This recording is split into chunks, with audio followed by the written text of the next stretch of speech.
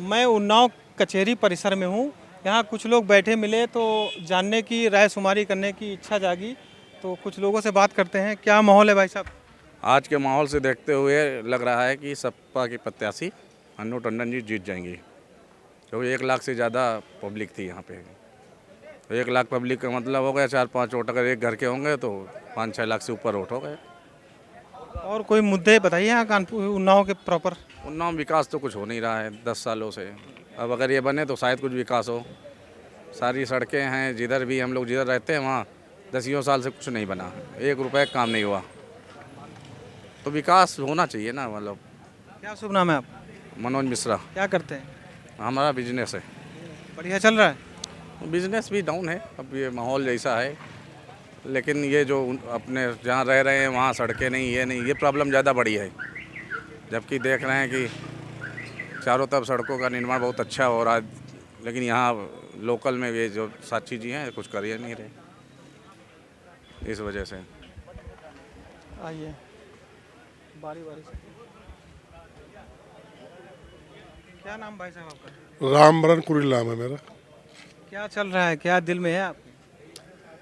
मेरे दिल में वही है जो यहाँ उन्नाव जिले की जनता के दिल में है।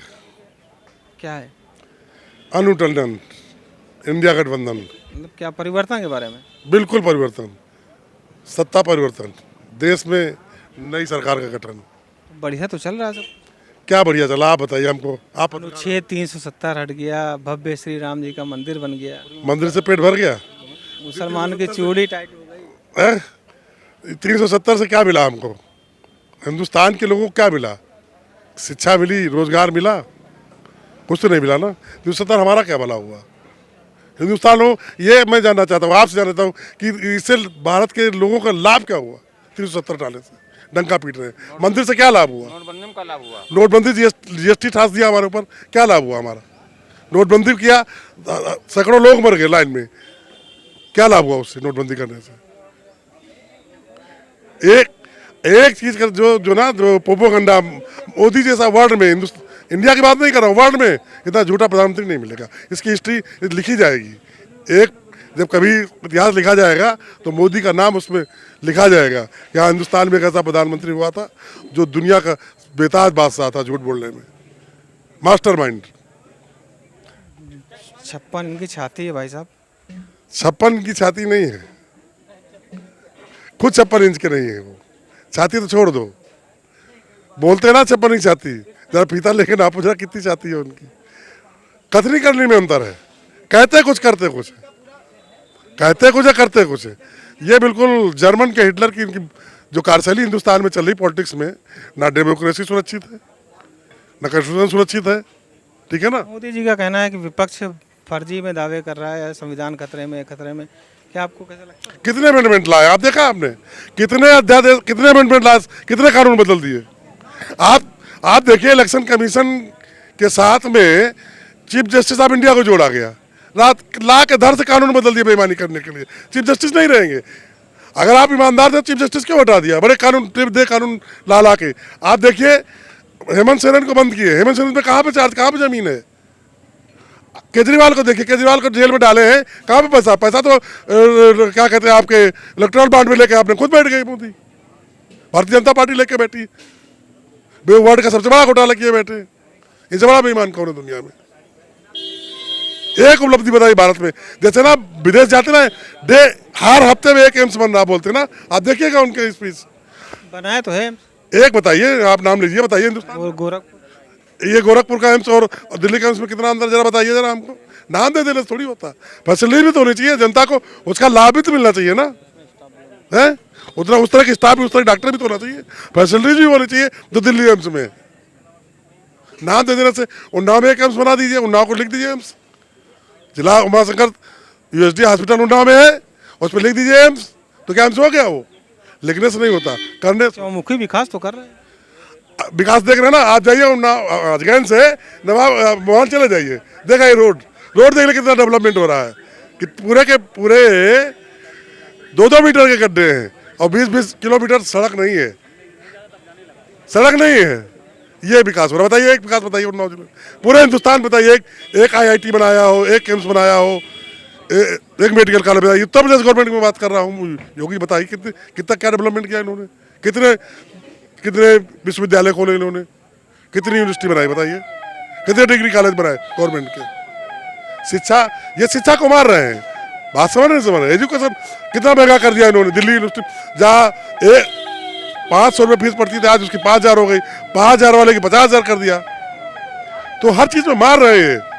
हम लोग पढ़े लिखे लोग, हम लोग समझते हैं ये क्या कर रहे हैं। डेमोक्रेसी सुरक्षित नहीं है भैया। आप ये जो है ना, संविधान को आते आते 24 में अगर आ गए ना तो जड़ से खत्म कर देंगे। जो जैसे चाइना, 3 कंट्री में उदाहरण दे रहा हूँ आपको, चाइना, रसिया और नॉर्थ कोरिया। भारत में बहुत फर्क है भाई, डंका बज रहा है पूरी दुनिया में। मोदी जी का डंका बज रहा ना, क्या बात कर रहे हैं आप। जरा गूगल में सर्च कर लिए, गूगल में सर्च कर लीजिएगा कि क्या इनकी हालत है वर्ल्ड में मोदी जी की। किसने यूएनओ तक तो खींच चुका है इनको, संयुक्त राष्ट्र भी खींच चुका है इनको, अमेरिका के जो बाइडेन प्रेसिडेंट है वो खींच चुके। कौन को नहीं खींच रहा पूरे विश्व में इनको, पूरी दुनिया में तू हो रही इनकी, जो चला रहे भारत में।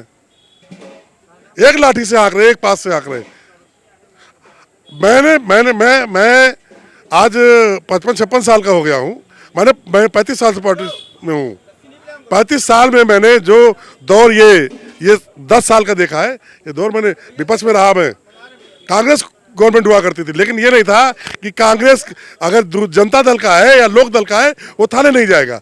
आज तो वहाँ पे थाने में, तहसील में, ब्लॉक में जीरो टॉलरेंस नीति चल रही है, सब कुछ तो बढ़िया। अरे भाई जीरो क्या करना, जीरो मोदी जी का जीरो, योगी जी का जीरो, जो टॉलरेंस देख नहीं रहे आप। कोई जा ही नहीं सकता, गुंडे तो सब दुबक के भाग गए। कोई बात ही नहीं कर सकता। गुंडे हैं तो उनके पास, देखिए ना, आतिक अहमद, आप उनका भाई अरशद, क्या नाम, जमींदोज कर दिए। जमींदोज क्या क्या हालत कर रहे हैं। देखिए मुख्तार अंसारी क्या किया इन्होंने, देख नहीं रहे आप। ये है सब खेल। हम लोग जानते हैं क्या कर रहे हैं, जनता के साथ क्या कर रहे हैं वो भी हम जानते हैं। 5 किलो दाना दे रहे हैं, 5 किलो दाना दे के आप समझिए कितने का हो गया। 5 किलो राशन दे रहे हैं ना। कांग्रेस जमाने में 35 किलो प्रति कार्ड, उतने कार्ड है ना, उसमें कार्ड इन्होंने कम कर दिया। 35 किलो राशन मिलता था, मिट्टी का तेल मिलता था, चीनी मिलती थी, ठीक है ना, कंट्रोल में 10 रुपये किलो चीनी मिलती थी, 2 रुपये लीटर पेट्रोल डीजल मिट्टी तेल मिलता था। आज कहाँ, वो मिट्टी तेल भी खा गए, चीनी भी खा गए, और क्या दे रहे हैं, बाजरा, ज्वार, ये दे रहे हैं। 1-1 किलो ले जाइए आप अकेले, 5 किलो कोटेदार 4 किलो करता है, ठीक है ना। और कितने का हुआ, और GST जोड़ लीजिए। हम पार्ले जी का बिस्किट कितना बड़ा पैकेट होता था, 2 रुपये मिलता था ना, अब कितना घटा कर दिया। यूरिया खाद 50 किलो थी ना, कितना कर दिया, 40 किलो। अगली बार आएगी 20 किलो, उसके बाद डिब्बे में बंद करके मिलेगी यूरिया किसानों को। जो हालत देश की है, किसान बाढ़ में मर, 1-1 हजार किसान मर गए, 1-1 हजार किसान मर गए। कान में जू नहीं लगा 13 महीने। और उसके बाद क्या, मेरी तपस्या में कुछ कमी रह गई, ऐसा प्रधानमंत्री। 13 महीने बाद, मतलब किसान मर रहे हैं, एक तरफ किसान को भगवान बताते हो, एक तरफ किसान मर रहे तड़प तड़प के, भूख प्यास में, कांटे कीले लगवा रहे हो, भाले लगवा रहे हो, बल्लम लगवा रहे हो, रोड ब्लॉक कर रहे हो, आप बैरिकेडिंग करा रहे हो, गोलियां चलवा रहे हो, आंसू गैस गोले चलवा रहे हो। वाह भाई, बाकी विधाता भारत का ऐसा प्रधानमंत्री। राजा का काम जनता की सेवा करना होता, प्रजा की सेवा। लोकतंत्र है यहाँ, कहाँ रास आई। लोकतंत्र होता तो ये आंसू गोले और ये बुलेट नहीं चलती। आपके क्या कहते हैं, ये जो, अरे जो ड्रोन से जो आंसू गैस गोले छोड़ेंगे ना, ये नहीं छोड़ते। लोकतंत्र होता, डेमोक्रेसी होती तो ये सब नहीं होता। डेमोक्रेसी में हर व्यक्ति को अपनी बात कहने का अधिकार। देखिए दिल्ली नहीं जाने देते हैं, जाने दिया दिल्ली, कितने कैमरे बवाल अभी मचा रहा। कितने दिन जाने दिया दिल्ली बताइए किसानों का। पूरे दिल्ली के बॉर्डर सील कर दिए, हरियाणा के बॉर्डर सील कर दिए, यूपी के बॉर्डर सील कर दिए। तो ये लोकतंत्र सील कर देना। अपनी बात नहीं कर सकते हम। अगर हम किसी बीजेपी के नेता के खिलाफ बोल दें तो अभी FIR हो जाती है। इंस्पेक्टर आता है, उठा लेता है, जेल में ठूस देता है, अभी ला के चरस लगा देगा, फिर NDPS चले जाइए आप, गए 2 साल के लिए अंदर। ये हिंदुस्तान में, ये है डेमोक्रेसी हिंदुस्तान, मोदी जी की जो पॉलिसी है। अपोजिशन ऐसे, मैं आपको उदाहरण बता रहा हूँ। राजीव गांधी प्रधानमंत्री, अटल जी भी के घुटने का ऑपरेशन हो रहा था।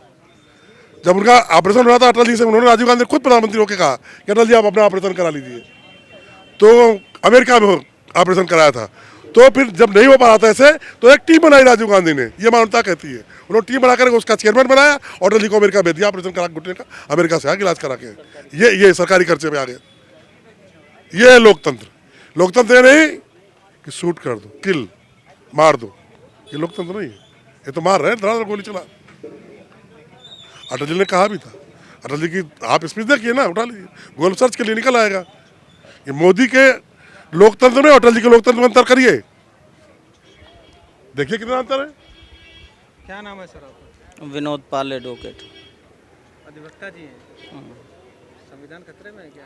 बिल्कुल खतरे में है, बिल्कुल आरक्षण खतरे में है, संविधान खतरे में है। जो इनकी प्लानिंग चल रही है वो ठीक नहीं चल रही है। ये थोड़े दिन में ये लोकतंत्र को समाप्त करे के वही पुरानी वाली जो हिटलर शाही चलती थी वही चलेगी, लोकतंत्र समाप्त हो जाएगा।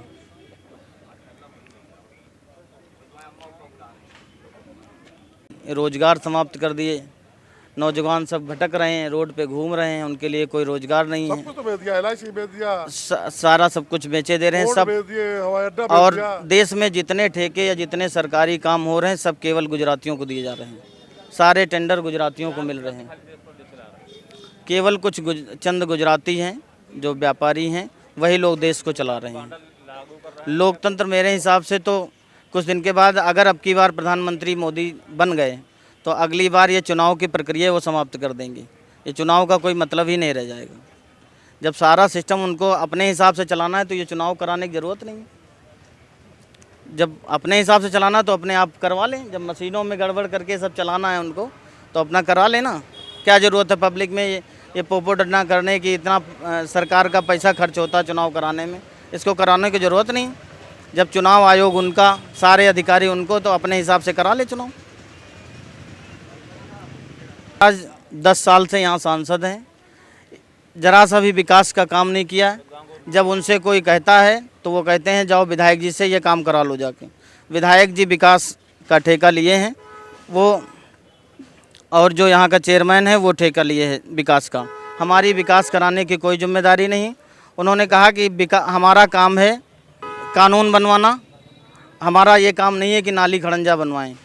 अगर किसी की कोई शिकायत होगी थाने कचहरी की तो वो सांसद के पास आदमी जाता है कि हमारी वहाँ से मदद होगी। वो मदद के नाम पर जीरो हैं। वो कहते हैं जाओ विधायक जी के पास जाओ, वो भगा देते हैं अपने यहाँ से, किसी की मदद नहीं करते हैं। हमारे हिसाब से तो अब की बार उनको यहाँ से सांसद नहीं होना चाहिए।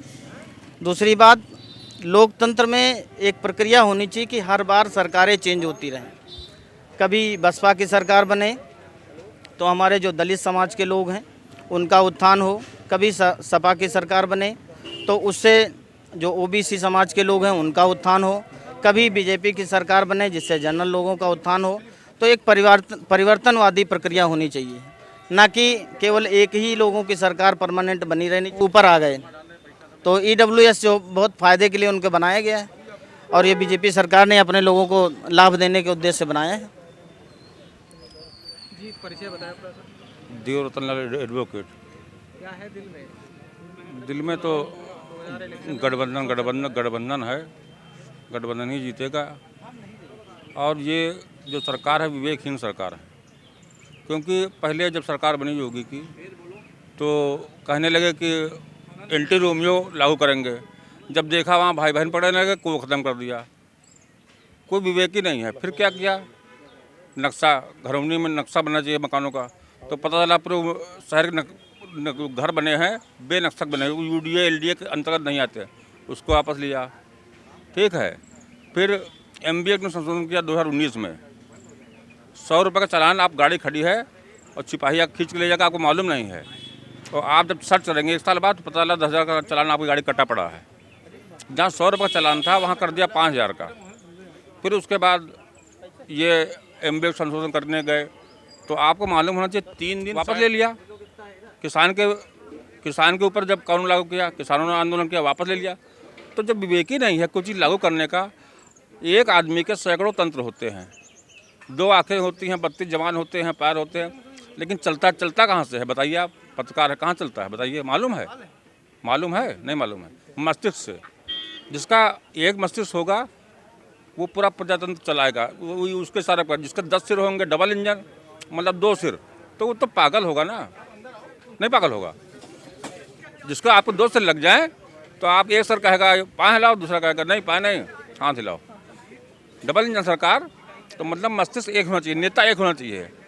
डबल इंजन में तो सवार साक्षी महाराज। अरे तो पागल हैं वो, एक बगल में गांव गोद लिए हैं, देख के आइए जाकर के टिकरगढ़ी गांव में, बता दे रहे हैं आपको कितना विकास हुआ है। यहाँ सरकारी वकील हुए हैं कचहरी उन्नाव में, एक लोधी बता दो हमको। ये अपने समाज में भी विकास नहीं कर पाए, और जो है सब ले आओ, दे दो महाराज का नहीं। कोई काम बता दो, कल कोरोना काल में तो खुदे लुका गए रहे, ये दिखा ही नहीं रहे, कल आना जाओ हमारे पास। साक्षी महाराजा जहाँ चले गए, साक्षी नाम होना चाहिए। महाराजा शब्द लगाना मतलब कि लोकतंत्र की हत्या है। संविधान के लागू होते ही राजा पेट से नहीं, आपके वोट से, जितना वोट एक प्रधानमंत्री का है उतना वोट एक आपका है, एक हमारा है। तो ये सरकार जो भी लागू कर रही है, अभी नोटिस जगह निकली थी पूरे प्रदेश में, सब वकील भाई ने फार्म भरा, कैंसिल। फिर इंडिया गवर्नमेंट निकली, कैंसिल। सरकारी वकील जगह नोटिस जगह निकली प्रदेश भर में, पूरे ऑल इंडिया में निकली। पैसा भरा हम लोगों ने, कैंसिल कर दिया। कुछ 10 साल में एक सरकारी वकील नहीं नियुक्त कर पाई। वो जो सरकार के उनके चमचे लोग हैं वही बस बन गए। जनादेश तो तगड़ा मिलता है, आएगा तो मोदी। अरे वो सब जनादेश रहेगा, मीडिया बिकी हुई है ना इसमें। आप लोग को दिखाते हैं कितने रुपये लिया बताओ। अच्छा आप कुछ मिले? नहीं मिले। पूरी अंजना और कश्यप कितनी जगह भगाई गई हैं। यहाँ आ गई थी, लोग यहाँ कापड़ा लेके भाग चल रही थी, भाग लिए।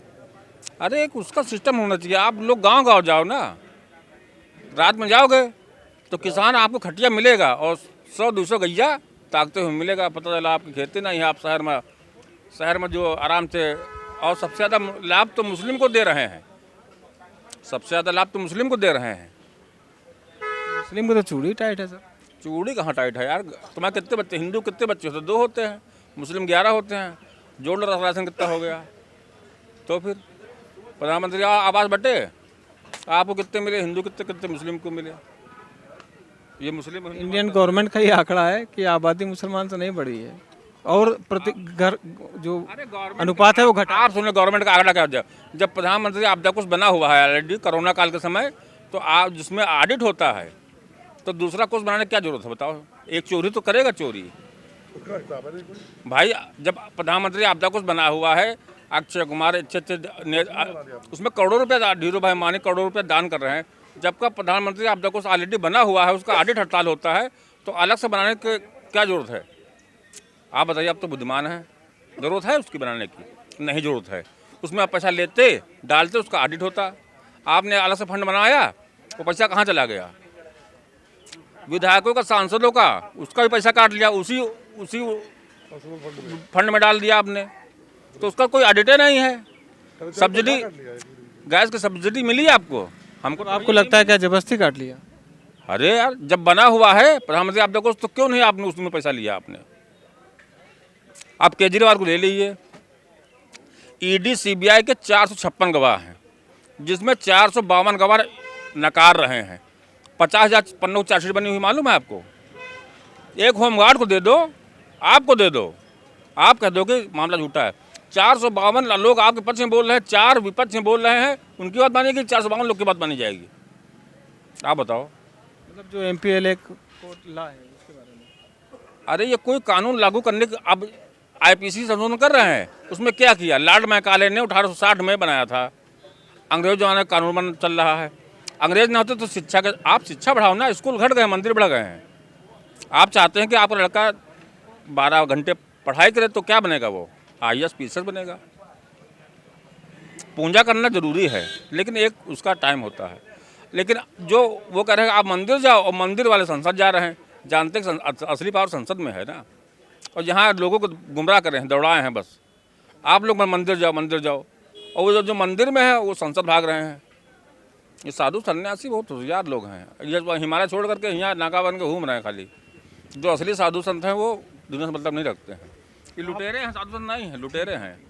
आप थे अधिवक्ता लोग जो कहने का प्रयास। अभी मैं लोकसभा सीट उन्नाव में हूँ, सिविल लाइन एरिया बोलते हैं इसे, और मैं यहाँ से निकल रहा था तो कुछ नेताओं के टोली मिली है, उनसे प्रतिक्रिया जानना चाहते हैं कि उन्नाव का माहौल क्या रहता है। सर आपका नाम क्या है? बीरेन शुक्ला, समाजवादी पार्टी का पूर्व जिला उपाध्यक्ष हूँ। क्या माहौल है सर? माहौल आपने खुद ही देखा। आज अगर यह आपने रिकॉर्ड कैमरे में कैद किया होगा तो ऐतिहासिक भीड़ आज उन्नाव में आई है और अन्नू टंडन को विजय बनाने की ओर अग्रसर है। तो लोकसभा सीट पक्की है। 100% आज अपने नेता को सुनने के लिए जिस तादाद में भीड़ आई थी और नेता के जो भी यह दिशा निर्देश लोगों को मिले हैं, उस दिशा निर्देश को लेकर आम जनमानस जन जन गांव-गांव जाने का काम करेगा, लोगों के बीच जाने का काम करेगा और समाजवादी पार्टी के सिंबल साइकिल का निशान 13 मई को इतनी ताकत से दबाएगा कि दिल्ली की कुर्सी हिल जाएगी। क्या नाम है आपका नेताजी? सुरेश पाल। कहाँ रहते हैं? मैं शुक्लागंज रहता हूँ। शुक्लागंज रहते हैं जी। क्या माहौल है इस बार? अन्नू टंडन कम से कम 3.5 लाख वोटों से जीत रहे। एक तरफा चुनाव है, चुनाव कोई यहाँ लड़ा ही नहीं है। 2 बार तो सांसद साक्षी महाराज जी रहे। हाँ, तो एक माहौल था, पुलवामा कांड हुआ था, उसमें जीत गए पहली बार। मीडिया के माध्यम से कांग्रेस पे इतने भ्रष्टाचार के आरोप लगाए, मीडिया ने जो है माहौल बना दिया। अभी तो आपका गठबंधन है। नहीं तो कांग्रेस से गठबंधन है, राहुल गांधी और अखिलेश यादव मिलकर चुनाव लड़ रहे हैं। और उन्नाव में तो 3 लाख से कम की हार जीत होनी ही नहीं है। अन्नू टंडन 3 लाख से अधिक वोटों से जीतने जा रही हैं। और आप किसी गांव जाके पता कर लीजिए, अगर गांव के गांव आपको एक तरफा न मिले तो बताइएगा। लोगों का कहना था कि यहाँ पे पशुओं की बड़ी समस्याएं हैं, खेतों में रात रात भर जागना। समस्याएं तो अब बहुत हैं, समस्याएं पशुओं की समस्याएं हैं। और जो सरकार ने नसों में सिरंज डाल के खून निकाला है, 50 किलो की बोरी 40 किलो, पैसा भी बढ़ा रहे हैं। मतलब हर चीज़ में जितना खून निकाल सकते हैं वो खून निकाल चूस रहे हैं। अब 10 साल खून चूसा, उसी का परिणाम है कि जनता बिल्कुल जो है, और यही नहीं पूरे प्रदेश की यही पोजीशन है। भारतीय जनता पार्टी अगर 10-20 सीट जीत जाए तो उसकी बहुत बड़ी उपलब्धि होगी, वरना सुपड़ा साफ होने जा रहा है। और एनडीए गठबंधन की सरकार दिल्ली में बनने जा रही है। और यहाँ पे पंकज गुप्ता भी विधायक हैं। और क्या कार्य शुक्लागंज में सबके कुछ काम हम भी शुक्लागंज में एक अखिलेश जी की वो बहन जी की सरकार में, मायावती जी की सरकार में पुल स्वीकृत हुआ था, जो बना अखिलेश जी की सरकार में। और एक पुल है, इतनी बड़ी आबादी है, रोज़ हम लोग शुक्लागंज से 4-4 घंटे जाम में फंसे रहते हैं। और इनको ये सोच रहे थे कि मुझे हिंदू मुसलमान मंदिर मस्जिद पे वोट मिलेगा, इनको कोई वही नहीं था। चूड़ी तो टाइट कर रखी। बताया ना कि बहुत बुरी तरह से हारने जा रहे हैं, जनता बहुत परेशान है, बहुत बुरी तरह से हारने जा रहे हैं। तो मुद्दा क्या धर्म नहीं होगा? नहीं, कोई धर्म नहीं, पहले रोजी रोटी की धर्म। क्या क्या मुद्दा होना चाहिए? मुद्दा न रोजगार है युवाओं के पास, किसानों की इन्होंने कहा था आय कि 2 गुनी कर दी तो आधी बची। तो मुद्दे तो अनंत हैं और मुद्दों की वजह से ही यहाँ सब किसान परेशान हैं। और किसान ये चूँकि कृषि प्रधान जिला है और इसी वजह से जनता एकदम से। अभी रायशुमारी कर रहा था, कुछ लोग यहाँ पे बता रहे थे कि यहाँ बड़ा भय का माहौल है। भय का तो माहौल पूरे प्रदेश में है, समाजवादी किसी से नहीं पूरे प्रदेश में है। लेकिन भय का जब तक था तब तक था। अब लोग निकल आए, सड़क पे निकल आए और अब सरकार को पलट के ही चैन से बैठे। ठीक बात।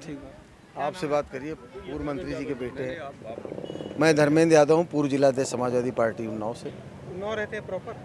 उन्नाव का समाजवादी पार्टी का जिला अध्यक्ष हूँ, सिकंदरपुर कर्ण ब्लॉक में रहता हूँ। सिकंदरपुर। हाँ। तो क्या माहौल है उधर गांव में? माहौल इस चुनाव को जनता ने ले लिया है। ये चुनाव राजनीतिक पार्टी के लोग, समाजवादी पार्टी, कांग्रेस गठबंधन और आम आदमी पार्टी के कार्यकर्ता लड़ा रहे हैं, लेकिन इस चुनाव को आम जनता ने अपना चुनाव बना लिया। और अन्नू टंडन जी लाखों लाख वोटों से यहाँ की सांसद चुन ली गई हैं। 13 तारीख को ऐतिहासिक वोट पड़ेगा, 4 मई को ऐतिहासिक परिणाम आएगा।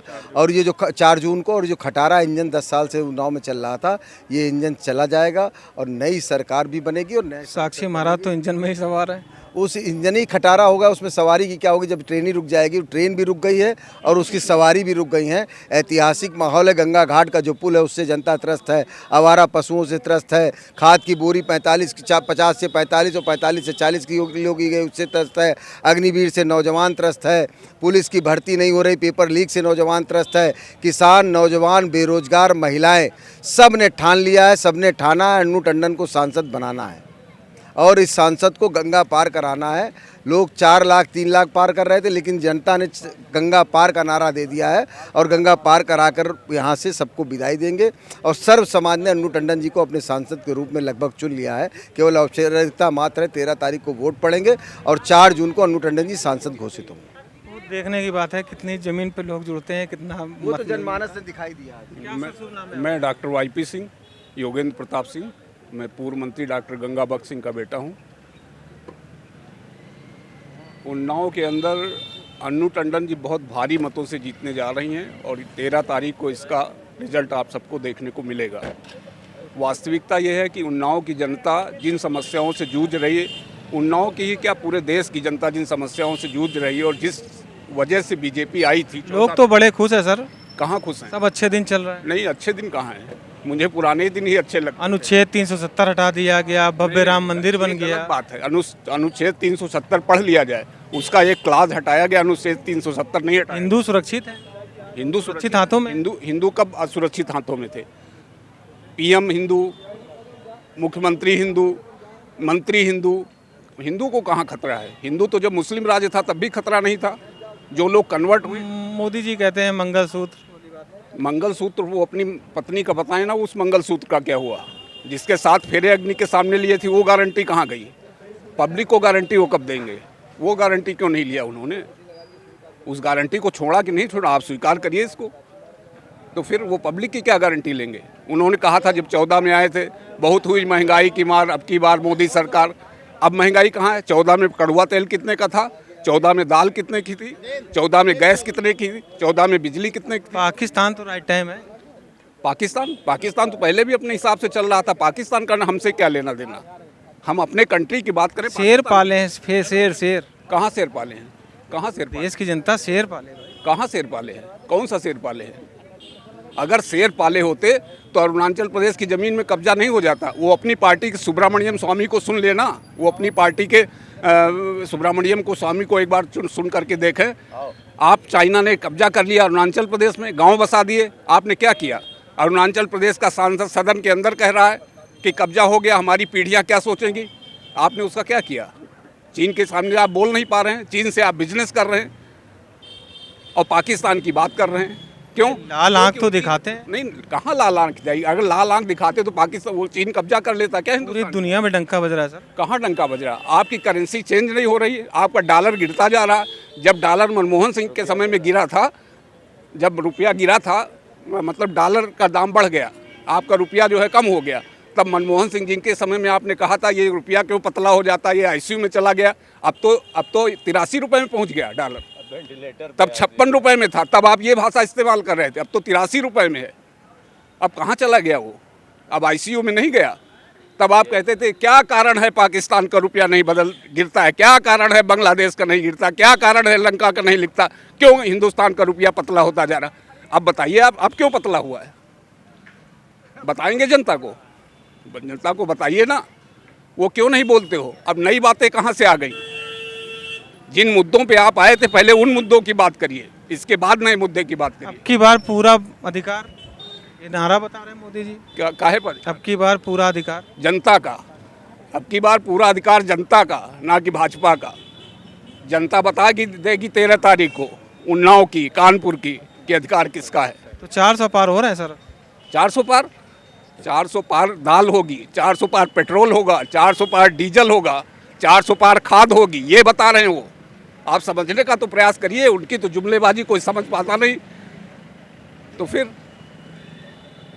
400 पार वो ये कह रहे हैं कि 400 पार डीजल ले जाऊंगा, 400 पार दाल ले जाऊंगा, 400 पार कड़वा तेल ले जाऊंगा। 142 सीटें वो ये बता रहे हैं कि 400 पार के बाद जो बच रही वो हमारी हैं, 400 तो जनता की हैं। तो आपकी तो केंद्र में सरकार भी नहीं है, आप क्या मतलब है? केंद्र में सरकार नहीं बनाने जा रहे हैं ना, केंद्र में सरकार हम बनाने जा कैसे बनाएंगे? आप तो क्षेत्रीय पार्टी हैं, यूपी की कांग्रेस गठबंधन के साथ समाजवादी पार्टी का गठबंधन है और इंडिया अलायंस की सरकार बनेगी। चलिए देखने की बात है कि 4 जून को क्या फैसला आता है। और बड़ा मजेदार अन्नू टंडन जीत रही कई इलाकों में। अन्नू टंडन बहुत अच्छे वोटों से जीत रही हैं। क्या हाल चाल है? जी बढ़िया है। क्या मूड है इस बार? एक बदलाव होना चाहिए और क्या, बदलाव होना चाहिए और क्या। इस बार बदलाव होना चाहिए पूरे राष्ट्र में इंडिया गठबंधन सरकार बननी चाहिए। बस गोदी मीडिया का साथ नहीं मिल रहा हो सकता। इंडिया गठबंधन। चाचा क्या माहौल है इस बार? माहौल बहुत अच्छा, नंबर 1 लाखों वोट से जीत रही है मैडम अन्नू टंडन। उन्नाव की जनता यही मांग रही है। 10 साल से लगभग यहाँ पे साक्षी महाराज हैं, उनके कुछ काम गिनाइए। साक्षी महाराज का कोई भी काम ऐसा नहीं है जो गिनाने वाला हो। उन्होंने 10 साल में क्षेत्र में गए तक नहीं, उनको अभी तक ये नहीं मालूम है कि इस उन्नाव जनपद में कितने गांव हैं। और एक हमारे अजगैन से मोहान की जो रोड है, तो वो रोड नहीं, वो गड्ढे हैं, उसमें मछली पालन करने वाला है, इस तरह की रोड है वो। साक्षी महाराज ने ये काम किया है, ये है उन्नाव का विकास उनका। और हमारे अन्नू टंडन जी हमेशा 15 साल से लगातार 5 साल सांसद रहीं, उसके बाद भी 10 साल वो गरीब लोगों की मदद करती रहीं, लोगों की शादी बारात में जाती रहीं, उनके दुख दर्द में खड़ी होती रहीं। इसलिए अन्नू टंडन को इस बार जनता जिताने जा रही लाखों वोट से। मैं भी कुछ बोलना चाहता हूँ। क्या नाम है? मैं झाऊलाल हैं बंदुहार से, मैं सेवानिवृत्त कर्मचारी हूँ।